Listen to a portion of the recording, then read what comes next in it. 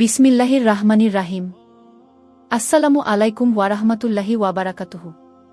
প্রিয় দর্শক, আসন্ন রমাদানে আমরা কিভাবে নিজেদের জীবন কুরআনময় করে তুলতে পারি এবং সঠিকভাবে ইবাদত করতে পারি, সেই বিষয়ে আজকের ভিডিওতে আলোচনা করব।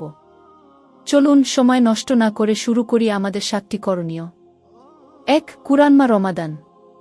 রমাদান ও কুরআন অঙ্গাঙ্গিভাবে জড়িত।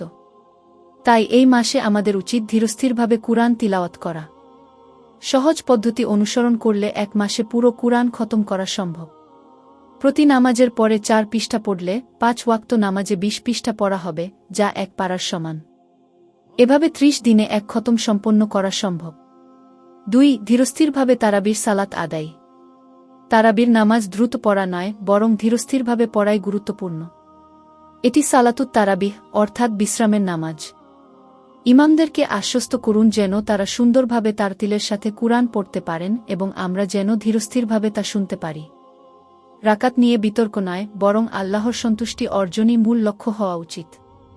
3. তাহাজ্জুদের সালাত। রমাদানের শাহরির জন্য আমরা উঠি, তাই এই সময়ে 2 বা 4 রাকাত তাহাজ্জুদ পড়া খুব সহজ। গভীর রাতে আল্লাহর সামনে দাঁড়ানোর মর্যাদা অপরিসীম। এই সালাত আমাদের জন্য নফল হলেও এটি আমাদেরকে আল্লাহর নৈকট্য দান করতে পারে।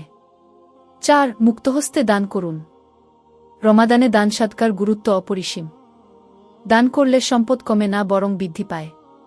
নবীজি সাল্লাল্লাহু আলাইহি ওয়াসাল্লাম রমাদানে প্রচুর দান করতেন, এমনকি বাতাসের থেকেও দ্রুত দান করতেন। ইফতার করানোর সোয়াবও অনেক বেশি। 1 ডোক পানি, একটি খেজুর দিয়েও যদি কাউকে ইফতার করানো হয়, তার সোয়াব দাতার আমল নামায় লেখা হয়। 5. কদর তালাশ করুন। লাইলাতুল কদর 1000 মাসের চেয়েও উত্তম।